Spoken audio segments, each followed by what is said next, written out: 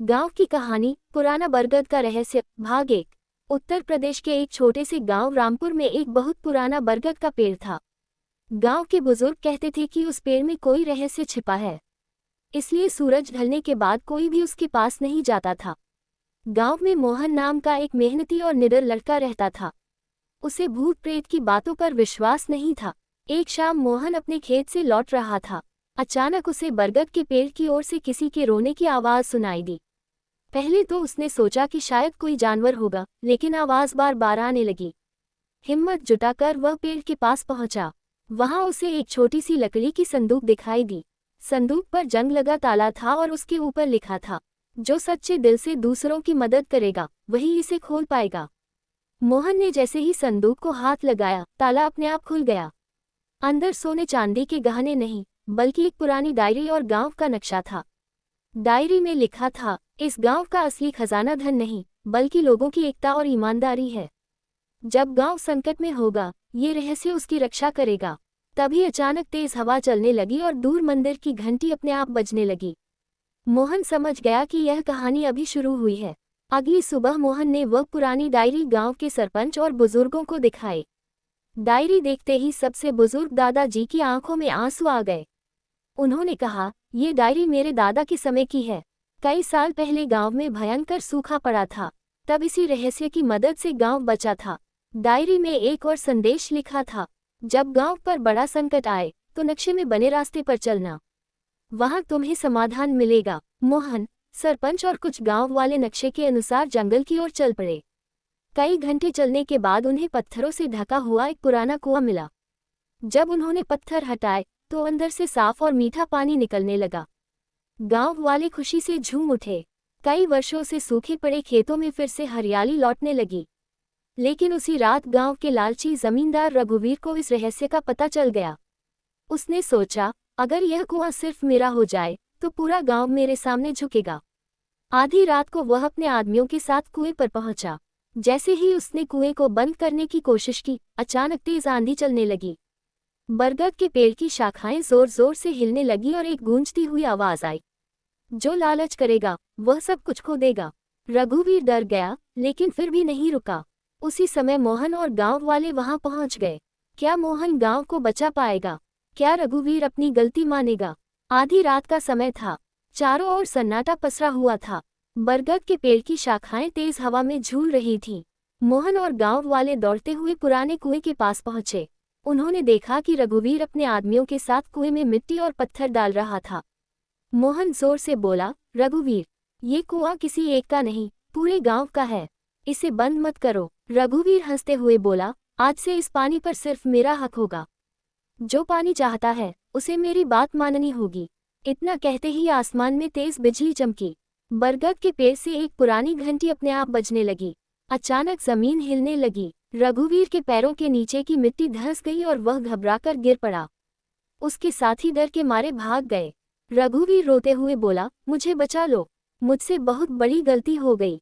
मोहन ने बिना कोई दुश्मनी रखे उसका हाथ पकड़ लिया और उसे बाहर निकाल लिया। रघुवीर की आंखों से आंसू बहने लगे। मैंने लालच में आकर पूरे गांव का नुकसान करना चाहा। आज मुझे समझ आ गया कि गांव की ताकत एकता में है, धन में नहीं। अगले दिन पूरे गांव के लोगों ने मिलकर उस पुराने कुएं की सफाई की। उसके चारों ओर पत्थर की मजबूत दीवार बनाई और पेड़ के पास एक छोटा सा मंदिर भी बनवाया। उस दिन से गांव में कभी पानी की कमी नहीं हुई। लोग खुशी खुशी रहने लगे और बरगद का पेड़ गांव की एकता और ईमानदारी का प्रतीक बन गया। आज भी कहा जाता है कि जो व्यक्ति उस बरगद के पेड़ के नीचे बैठकर सच्चे मन से गांव की भलाई की कामना करता है, उसकी मनोकामना अवश्य पूरी होती है। सीख, लालच हमेशा विनाश लाता है, जबकि ईमानदारी, एकता और दूसरों की मदद करने से सुख और समृद्धि मिलती है। झड़ता वृक्ष धान। सुबह होते ही मोहन ने डायरी और नक्शा लेकर गांव के सरपंच और बुजुर्गों को सारी बात बताई। पहले तो किसी ने उसकी बात पर विश्वास नहीं किया, लेकिन जब सब लोग बरगद के पेड़ के पास पहुंचे तो वहां वही संदूक और गुप्त रास्ता मौजूद था। गांव के सबसे बुजुर्ग व्यक्ति ने डायरी देखकर कहा, यह हमारे पूर्वजों की लिखी हुई है। उन्होंने गांव की रक्षा के लिए ये रहस्य छिपाकर रखा था। नक्शे के अनुसार सभी लोग पुराने सूखे कुएं के पास पहुंचे। वहां जमीन खोदने पर एक बड़ा लोहे का संदूक मिला। सबको लगा कि उसमें सोना चांदी होगा, लेकिन जब संदूक खोला गया तो उसमें पुराने सिक्के, गांव के इतिहास से जुड़े दस्तावेज, खेती के अनमोल बीज और एक संदेश रखा था। संदेश में लिखा था, असली खजाना धन नहीं, बल्कि मेहनत, ईमानदारी और एकता है। अगर गांव के लोग मिलकर रहेंगे तो ये गांव हमेशा खुशहाल रहेगा। ये पढ़कर सभी की आंखें नम हो गईं। उस दिन से गांव वालों ने मिलकर पुराने तालाब की सफाई की, नए पेड़ लगाए और हर जरूरतमंद की मदद करने का संकल्प लिया। कुछ ही महीनों में गांव फिर से हरा भरा हो गया। खेत लहलहाने लगे और लोगों के जीवन में खुशहाली लौट आई। मोहन को पूरे गांव ने सम्मानित किया, क्योंकि उसने सबको ये सिखाया कि सबसे बड़ा खजाना इंसान की अच्छाई और एकता होती है। सुबह होते ही पूरे गांव में एक ही चर्चा थी। रात को बरगद के पेड़ के पास जो तेज रोशनी दिखाई दी, वह क्या थी? मोहन ने डायरी और नक्शा लेकर गांव के सबसे बुजुर्ग रामदास बाबा से मुलाकात की। बाबा ने डायरी देखते ही कहा, बेटा, ये वही डायरी है जो हमारे पूर्वजों ने गांव की रक्षा के लिए छिपाई थी। लेकिन अभी इसका आखिरी रहस्य बाकी है। बाबा ने मोहन को नक्शे पर बने एक पुराने कुएं की ओर इशारा किया। उस रात मोहन अपने दोस्तों के साथ कुएं पर पहुंचा। जैसे ही उसने डायरी का आखिरी पन्ना खोला, कुएं के अंदर से हल्की सुनहरी रोशनी निकलने लगी। वे नीचे उतरे तो उन्हें एक पत्थर का दरवाजा मिला। दरवाजे पर लिखा था, जो लालच करेगा वह सब कुछ खो देगा, जो गांव की भलाई चाहेगा वही सच्चा खजाना पाएगा। मोहन ने बिना किसी लालच के दरवाजा खोला। अंदर सोने चांदी के ढेर नहीं थे, बल्कि गांव के पुराने दस्तावेज, पानी के छिपे स्रोत का नक्शा और खेती के ऐसे तरीके लिखे थे जिनसे सूखे में भी फसल उगाई जा सकती थी। मोहन ने वह ज्ञान पूरे गांव के साथ बांट दिया।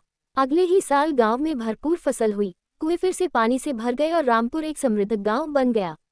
रामदास बाबा मुस्कुराते हुए बोले, यही इस बरगद का असली खजाना था, ज्ञान, ईमानदारी और एकता।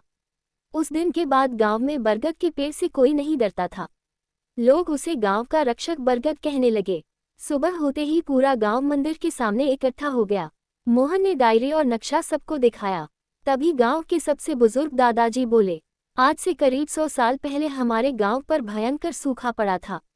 तब हमारे पूर्वजों ने एक गुप्त तालाब बनाया था, ताकि आने वाली पीढ़ियां कभी प्यास से न मरें। सब लोग नक्शे में बताए स्थान पर पहुंचे। वहां सिर्फ सूखी जमीन और झाड़ियां थीं। मोहन ने गांव वालों के साथ खुदाई शुरू की। कुछ घंटों बाद अचानक फावड़ा किसी पत्थर से टकराया। पत्थर हटाते ही नीचे से साफ पानी का तेज फव्वारा फूट पड़ा। पूरा गांव खुशी से झूम उठा। लेकिन उसी समय गांव के लालची जमींदार रघुवीर ने कहा, यह पानी सिर्फ मेरी जमीन पर निकला है, इसलिए अब इस पर सिर्फ मेरा अधिकार होगा। गांव वाले घबरा गए। मोहन आगे बढ़ा और बोला, यह पानी पूरे गांव का है, किसी एक का नहीं। रघुवीर ने गुस्से में अपने आदमियों को पानी रोकने का आदेश दिया।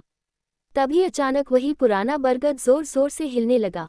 तेज हवा चली और डायरी का आखिरी पन्ना अपने आप खुल गया। उस पर लिखा था, जो इस पानी पर अकेले अधिकार करेगा, उसका लालच ही उसकी सबसे बड़ी सजा बनेगा। अचानक रघुवीर के पैरों के नीचे की मिट्टी धंसने लगी। वह डर गया और तुरंत गांव वालों से माफी मांग ली। उस दिन से उस तालाब का पानी पूरे गांव में बराबरी से बांटा जाने लगा। गांव फिर से हरा भरा हो गया और मोहन की ईमानदारी की मिसाल हर घर में दी जाने लगी। गांव में कई दिनों से फैली बेचैनी अब खत्म होने वाली थी। मोहन ने डायरी में लिखे अंतिम संकेत के अनुसार पूरे गांव को बरगद के पेड़ के नीचे इकट्ठा किया। मोहन ने कहा, आज हमें किसी खजाने की नहीं, बल्कि अपने गांव की एकता की रक्षा करनी है। तभी गांव का लालची जमींदार कुछ लोगों के साथ वहां पहुंचा। वह बरगद का पेड़ कटवाकर उस जमीन पर कब्जा करना चाहता था। जैसे ही लकड़हारे ने कुल्हाड़ी उठाई, तेज हवा चलने लगी। बरगद की शाखाओं से सैकड़ों पक्षी उड़कर आए और पेड़ के चारों ओर मंडराने लगे। गांव के बुजुर्ग बोले, ये प्रकृति का संकेत है, इस पेड़ को काटना पूरे गांव के लिए अशुभ होगा। मोहन ने सबके सामने पुरानी डायरी और गांव के असली दस्तावेज दिखाए। उनमें लिखा था कि बरगद की जमीन पूरे गांव की साझा संपत्ति है, किसी एक व्यक्ति की नहीं। सच्चाई सामने आते ही जमींदार शर्मिंदा हो गया। उसने अपनी गलती मान ली और गांव वालों से माफी मांगी। उस दिन से पूरे गांव ने मिलकर बरगद के आसपास एक सुंदर बगीचा बनाया। वहां बच्चों के खेलने की जगह, यात्रियों के बैठने के लिए चबूतरा और एक छोटा पुस्तकालय भी बनाया गया। मोहन की ईमानदारी और हिम्मत की वजह से गांव फिर से खुशहाल हो गया। लोगों ने समझ लिया कि सबसे बड़ा खजाना सोना चांदी नहीं, बल्कि एकता, ईमानदारी और आपसी विश्वास है। सीख, लालच हमेशा हारता है, लेकिन सच्चाई, ईमानदारी और एकता की हमेशा जीत होती है। झड़ता वृक्ष 1। गांव की कहानी भाग 8। गांव की नई शुरुआत। सूरज की पहली किरण के साथ पूरे गांव में खुशी का माहौल था। वर्षों से चला आ रहा रहस्य अब सबके सामने आ चुका था। मोहन और उसके दोस्तों की बहादुरी की चर्चा हर घर में हो रही थी। गांव के बुजुर्गों ने पंचायत बुलाई। सरपंच ने कहा, आज से ये खजाना किसी एक व्यक्ति का नहीं, पूरे गांव का होगा। इससे हम अपने बच्चों की पढ़ाई, किसानों की मदद और गांव के विकास का काम करेंगे। सभी गांव वालों ने तालियां बजाईं। कुछ ही महीनों में गांव बदलने लगा। टूटी हुई सड़कें बन गईं, स्कूल में नई किताबें आ गईं और गांव में एक छोटा सा स्वास्थ्य केंद्र भी खुल गया। एक दिन वही बुजुर्ग मोहन के पास आए और बोले, बेटा, असली खजाना सोना चांदी नहीं था। असली खजाना था तुम्हारा साहस, ईमानदारी और गांव के लिए प्यार। मोहन मुस्कुराया और बोला, अगर हम सब मिलकर रहें तो कोई भी मुश्किल बड़ी नहीं होती। उस दिन से रामपुर गांव की पहचान उसकी एकता और ईमानदारी बन गई। दूर दूर के लोग इस गांव से प्रेरणा लेने आने लगे। कहानी की सीख, एकता, ईमानदारी और मिलजुल कर काम करने से कोई भी गांव या समाज खुशहाल बन सकता है। ध्यान दिल।